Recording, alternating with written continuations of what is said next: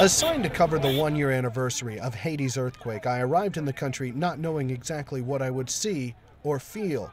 I knew I wanted to revisit the nursing home, where last year we saw so much pain. The patients were all outside with little food and water, starving and confused. They slept among the dead. Some told us they were waiting to die.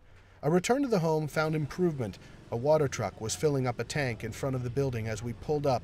Still, though, it was a sad situation. Men and women from the home sat outside on this hot day, trying to stay cool in the shade, looking just as lost, confused, and hopeless as they did the day the tremor hit.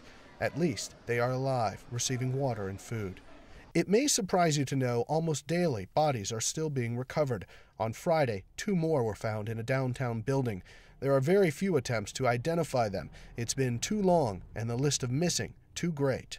I traveled outside of Port-au-Prince to the site of those mass graves where tens of thousands of victims were dumped. Just days before the anniversary, the graves are covered, and youth from a church build a memorial to those who rest here. One of my favorite moments last year was watching the 82nd Airborne land at the Presidential Palace. While it could easily be mistaken for an invasion, these soldiers brought food, water, and medical supplies and were cheered by the crowd as they arrived. I was saddened to say the palace looked almost the same. A brief attempt to repair it was thwarted earlier this year when the politics involved got too complicated. Haiti. I still find it shocking that right across the street from the palace, from the country's White House, if you will, is a massive tent city. Estimates are more than 1 million people still live in conditions like this.